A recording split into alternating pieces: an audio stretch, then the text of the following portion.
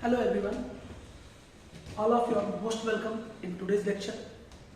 सारे स्टूडेंट्स को पूरी अच्छी तैयारी करनी होगी क्योंकि एग्जाम्स बहुत नजदीक आ रहे हैं और आप सब लोग एग्जाम के दृष्टिकोण से पढ़ाई भी कर रहे हैं। उसी दृष्टिकोण से हम वीडियोस भी ला रहे हैं और आपको सारे इंपॉर्टेंट क्वेश्चन सॉल्व करके हम लेक्चर के माध्यम से आपको दे रहे हैं। तो आज का हमारा क्वेश्चन है एक्सरसाइज 2.1 का 9 क्वेश्चन और इसके बाद हम करेंगे मिसलेनियस एक्सरसाइज प्रकीर्ण प्रसंग्रह 2 के क्वेश्चन। इसमें 1 मार्क्स वाले क्वेश्चन जो है क्वेश्चन नंबर 1 में 8 क्वेश्चन जो है छोटे छोटे वे सारे क्वेश्चन करेंगे हम आज की इस वीडियो में। तो सबसे पहले तो जिन लोगों ने चैनल को सब्सक्राइब नहीं किया प्लीज चैनल को सब्सक्राइब कर लें, आप वीडियोस को शेयर करते रहे अपने दोस्तों के साथ और आपका लाइक और कमेंट आप देते रहे रिवार्ड के लिए। तो आते हैं क्वेश्चन नंबर 9 पर। बहुत ही इंपॉर्टेंट क्वेश्चन है, इसमें one of the most important question होगा वेरी आरबी। तो इसका सॉल्यूशन हम देंगे। देखिए क्वेश्चन क्या है, आकृति में बिंदु M यह भुजा QR का मध्य बिंदु है। जो M है ये बिंदु, यह QR भुजा का क्या है मध्य बिंदु है, मिड पॉइंट है। कोण PRQ बराबर 90। ये देखिए 90 का कोण है। तो सिद्ध करो। तो मैं अगर दत्त लिखूं तो दत्त में यही लिखूंगा मैं।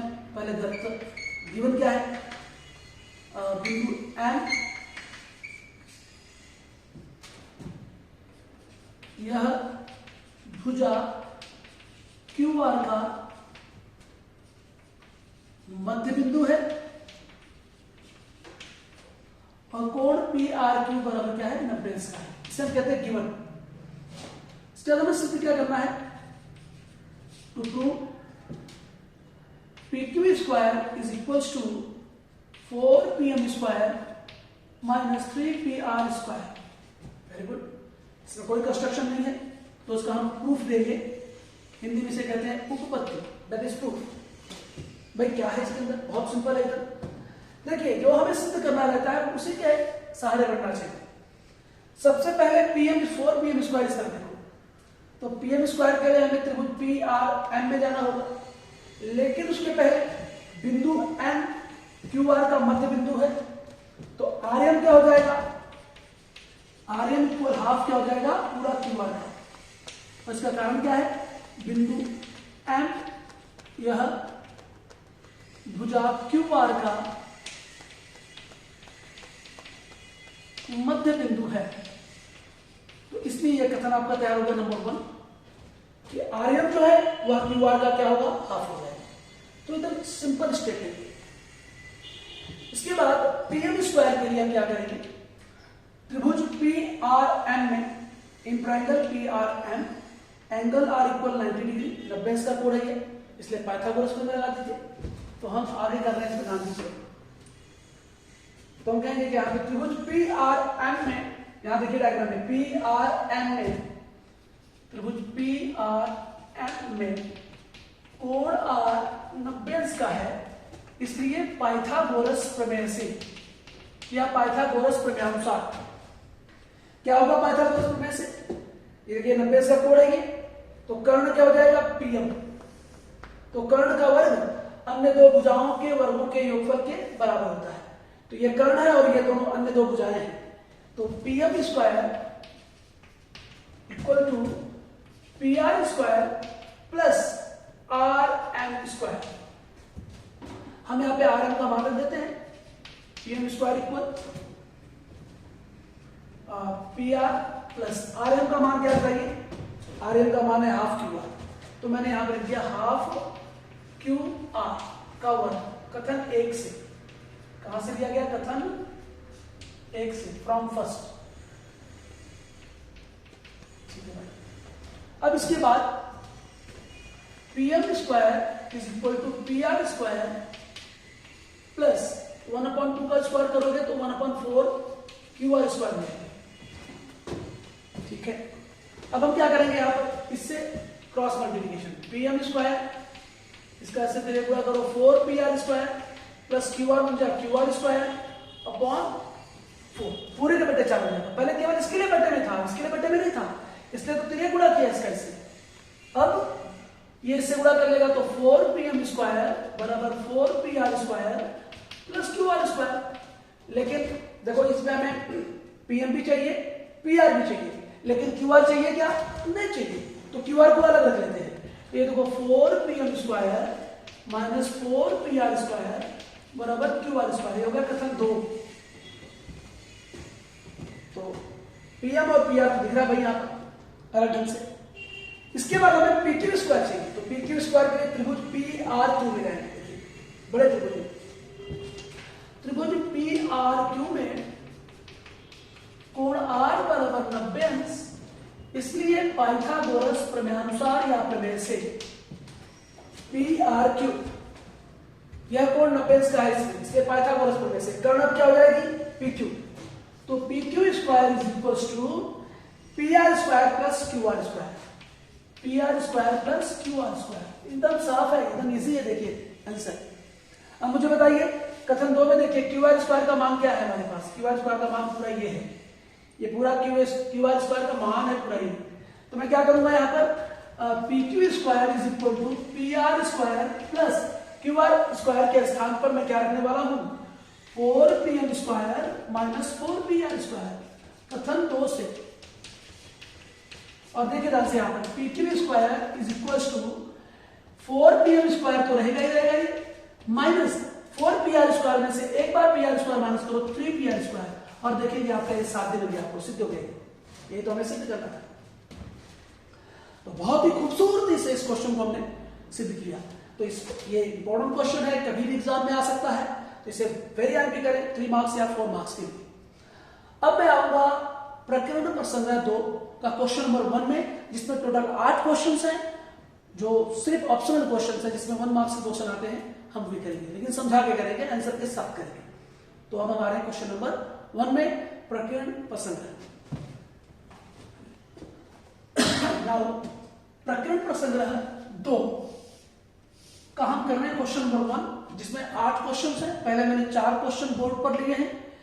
ये मल्टीपल चॉइस क्वेश्चन है, जिसे हम हिंदी में कहते हैं बहुवैकल्पीय प्रश्नों के दिए गए विकल्पों में से उचित विकल्प चुनकर लिखिए। मल्टीपल चॉइस क्वेश्चन है, क्वेश्चन है उसके 4 ऑप्शन है आंसर के, कौन सा राइट ऑप्शन है आपको लिखना है। तो देखिए पहला इस तरह का एक नहीं क्वेश्चन तो पक्का एग्जाम में रहेगा 4 में से। इंपॉर्टेंट, निम्नलिखित में से कौन सा त्रिक पाइथागोरस का त्रिक है? इस साल तो पक्का इस टाइप का क्वेश्चन आने वाला है। पाइथागोरस का त्रिक, पाइथागोरियन ट्रिपलेट कहते हैं इंग्लिश में इसे। तो भाई पाइथागोरियन ट्रिपलेट का क्या रूल है? यदि सबसे बड़ी भुजा का वर्ग अन्य 2 भुजाओं के वर्गों के योगफल के बराबर हो तो वह पाइथागोरस का त्रिक होता है। तो देखिए भाई इसमें सबसे बड़ी भुजा क्या है? 10, 10 का वर्ग 100, साइड कर लो, 5 का वर्ग 25, 1 का वर्ग 1, 25 और 1 26। तो इसमें 2 भुजाओं के वर्गों का योगफल 10 के वर्ग के योगफल के बराबर नहीं है, इसलिए पाइथागोरस का त्रिक नहीं है। 5 का वर्ग 25, साइड कर दीजिए, 4 का वर्ग 16, 3 का वर्ग 9, 16 और 9 25, यानी कि ये पाइथागोरस त्रिक है। इसका मतलब हमारा आंसर क्या होगा? देखिए तरह से एग्जाम में क्वेश्चन मत लिखना, एग्जाम में केवल क्वेश्चन नंबर डालकर क्वेश्चन नंबर फर्स्ट का आंसर क्या है? ऑप्शन बी 3, 4 और 5 यह पाइथागोरस का त्रिक है। क्यों है? कारण इसमें सबसे बड़ी भुजा 5 है, 5 का वर्ग 25 होता है, और 3 का वर्ग 9, 4 का वर्ग 16, 9 और 16 मिलाएंगे तो कितना हो जाएगा? 25। तो ये पाइथागोरस का त्रिक है। समकोण त्रिभुज में समकोण बनाने वाली भुजाओं के वर्गों का योगफल 169 हो तो उसके कर्ण की लंबाई कितनी होगी? तो फार्मूला क्या है इसका? मैं यहाँ पे थोड़ा सा हल कर देता हूं। देखिए हल नहीं करना होगा आपको एग्जाम में, केवल आंसर लिखना होगा, बट रफ हल कर लेने का। तो हम कहेंगे क्या? कर्ण का वर्ग बराबर अन्य 2 भुजाओं के वर्गों का योगफल। ये तो पाइथागोरस प्रमेय है। तो हमें क्या निकालना है? इसमें कर्ण की लंबाई ज्ञात करनी है। अन्य 2 भुजाओं के वर्गों का योगफल ऑलरेडी आपको 169 दिया है, कर्ण का स्क्वायर, और वर्गमूल ले लो तो कर्ण बराबर क्या हो जाएगा? इसका वर्गमूल आएगा 13। तो ऑप्शन बी राइट है। तो हम यहाँ पे डायरेक्टली आंसर देंगे एग्जाम में, हमें हल करने की जरूरत नहीं, ऑप्शन बी 13। इसके बाद आते हैं क्वेश्चन नंबर 3, सेम पहले जैसा ही। निम्नलिखित में से कौन से दिनांक की संख्या पाइथागोरस का त्रिक है? डेट्स दी हुई है हमको अलग अलग, इसमें बताना कि कौन सी डेट पाइथागोरस की त्रिक में बैठ रही है। तो भाई फिर वही 17 का स्क्वायर 289, ये लीजिए मैं यहां पर रफ कर ले रहा हूं। 17 सबसे बड़ी साइड 289, 15 का स्क्वायर 225 और ये 8 का स्क्वायर 64, 225 एंड 64, अरे भाई 289 हो रहा है। 15 का स्क्वायर 225 और 8 का स्क्वायर 64, तो 225 प्लस 64 289 और 17 का स्क्वायर क्या है 289 नहीं है। अगर सबसे बड़ी भुजा का वर्ग अन्य दो भुजाओं के वर्गों के योगफल के बराबर हो तो वही पाइथागोरस ट्रिक होता है। इसमें तो पहली डेट पाइथागोरस ट्रिक मिली, तुम्हारा आंसर होगा ऑप्शन ए 15 अगस्त 2017, ये पाइथागोरस का ट्रिक है। उसके बाद फोर्थ क्वेश्चन, ए कॉमा बी कॉमा सी भुजा वाले त्रिभुज में यदि ए स्क्वायर प्लस बी स्क्वायर बराबर सी स्क्वायर हो तो वह त्रिभुज किस प्रकार का त्रिभुज होगा, या किस प्रकार का त्रिभुज है। भाई हमने अब तक क्या पढ़ा, यदि सबसे बड़ी भुजा का वर्ग किसी त्रिभुज में यदि सबसे बड़ी भुजा का वर्ग अन्य दो भुजाओं के वर्गों के योगफल के बराबर हो तो उस भुजा का सम्मुख कोण समकोण होता है और वह समकोण त्रिभुज होता है।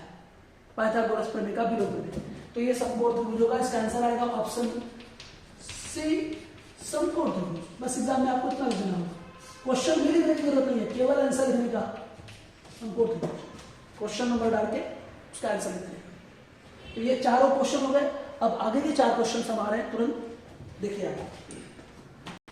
ओके, नाउ हमने 4 क्वेश्चन तक देखा, अब अगले 4 क्वेश्चन होंगे तो क्वेश्चन नंबर 1 हमारा पूरा हो जाएगा। तो 5वां क्वेश्चन, किसी वर्ग के विकर्ण की लंबाई 10 करनी में 2 सेंटीमीटर हो तो उसकी परिमिति कितनी होगी। और वर्ग के विकर्ण की लंबाई दिया है, परिमिति पूछ रहा है, तो मैं अगर रफली हल करूं उसको तो मैं यहां पे रफ इसका हल बता दे रहा हूं। वर्ग के विकर्ण की लंबाई बराबर करनी में 2 गुणे भुजा √2 इंटू साइड, और विकर्ण की लंबाई 10√2 है ये, √2 इंटू भुजा, √2 से √2 कट गया तो भुजा क्या होगा 10 सेंटीमीटर। तो परिमिति ज्ञात करना हमें, तो परिमिति बराबर क्या होगा 4 गुणे भुजा, परिमिति बराबर 4 गुणे भुजा। रफली खाली एग्जाम में हल करने का साइड में भुजा कितनी आई 10, ये 40 सेंटीमीटर, यानी कि आपका कौन सा आंसर राइट है इसका, option D is the right answer. Answer आपका होगा इस क्वेश्चन का डी ऑप्शन, 40 सेंटीमीटर इसकी परिमिति होगी। तो एग्जाम में ये करने की जरूरत नहीं आपको है, ये एग्जाम में करने की जरूरत नहीं, केवल ये आपको रफ में करना है, आंसर डायरेक्ट देना है, क्वेश्चन भी पूरा लिखने का नहीं, केवल क्वेश्चन नंबर डालो, कौन सा नंबर इसका है सब क्वेश्चन और आंसर सॉल्व करो। तो क्वेश्चन लिखने में अपना टाइम वेस्ट नहीं करेगा आपको एग्जाम में। इसके बाद क्वेश्चन नंबर 6, किसी समकोण त्रिभुज में कर्ण पर खींचे गए शीर्ष लंब से इसका डायग्राम बनाना पड़ेगा। तो समकोण में यहां लिखता हूं, समकोण त्रिभुज में ये रहा एक समकोण त्रिभुज बना लेते हैं, चलिए हम ABC, ये 90 का कोण है और ये शीर्ष लंब खींचा गया है समकोण त्रिभुज से BD। कर्ण के 4 सेंटीमीटर और 9 सेंटीमीटर लंबाई वाले 2 भाग बनते हैं, 4 और 9 2 भाग बनता है। तो उस शीर्ष लंब की लंबाई कितनी होगी, इस शीर्ष लंब की लंबाई ज्ञात करनी है, BD की लंबाई। आपको याद होगा इसमें ज्यामितीय माध्य प्रमेय लगेगा, तो हमने बताया था BD स्क्वायर बराबर AD इंटू BC, तो 4 इंटू 9 BD स्क्वायर, तो BD स्क्वायर इक्वल 36 हो जाएगा, और स्क्वायर रूट लेंगे तो BD बराबर क्या आएगा 6 सेंटीमीटर। तो हमारा ऑप्शन कौन सा राइट है 6 सेंटीमीटर, ये देखो option C is the right answer. तो हम इसमें लिख देंगे, आंसर केवल लिखेंगे, आपको ये सब करने की जरूरत नहीं है, option C 6 centimetre is the right answer. तो ये क्वेश्चन नंबर 6 का आंसर है, answer option C is the right answer. इसके बाद 7 क्वेश्चन, समकोण त्रिभुज में समकोण बनाने वाली भुजा की लंबाई 24 सेंटीमीटर तथा 18 सेंटीमीटर है, तो उसके कर्ण की लंबाई ज्ञात करो। ये तो अगर मैं रफली हल करूं, मैं यहां पे मिटा देता हूं इसको, रफली हल करके तुरंत बता रहा हूं आपको। ये देखिए मैं ये दोनों विकल्प मिटा दे रहा हूं, इसका आंसर हमने ये दिया, तो मैं यहां पर ये पहला ऑप्शन नोट कर लिया है, तो मैं इसका ऑप्शन मिटा दे रहा हूं, ये रहा इसका, नोट कर लीजिए, स्क्रीनशॉट ले लेंगे तो भी ठीक है। तो मैं 7 का आंसर यहां पे बता दे रहा हूं। भाई समकोण बनाने वाली भुजाएं दी हैं, कर्ण की लंबाई ज्ञात करनी है, तो कर्ण का वर्ग रफ कर रहा हूं, मिटा लीजिए, कर्ण का स्क्वायर बराबर समकोण बनाने वाली भुजाओं के वर्गों का योगफल 24 का वर्ग प्लस 18 का वर्ग, तो 24 का वर्ग 300, 24 का वर्ग 576 और 18 का वर्ग 324, तीनों को जोड़ देंगे तो ये आएगा 900। तो ये कर्ण स्क्वायर बराबर 900 है, वर्गमूल हो गया तो कर्ण बराबर क्या हो जाएगा 30 सेंटीमीटर। तो कोई तो ऑप्शन इसके अंदर होगा, yes option B is the right answer. तो answer option B 30 centimetre. Exam में क्वेश्चन नंबर डाल करके आंसर डाल देना है, नंबर क्वेश्चन नंबर डालना है, ये लिखना नहीं पूरा, बस रफ में हल कर लिया। ऐसे आगे का आंसर लेके मैं यहां पे बता रहा हूं, त्रिभुज एबीसी में यदि AB बराबर, ध्यान देना यहां पर AB 6 करने में 3 है, तो ABC लेते हैं, AB 6 करने में 3 है, AC 12 है और BC 6 है। तो ध्यान देना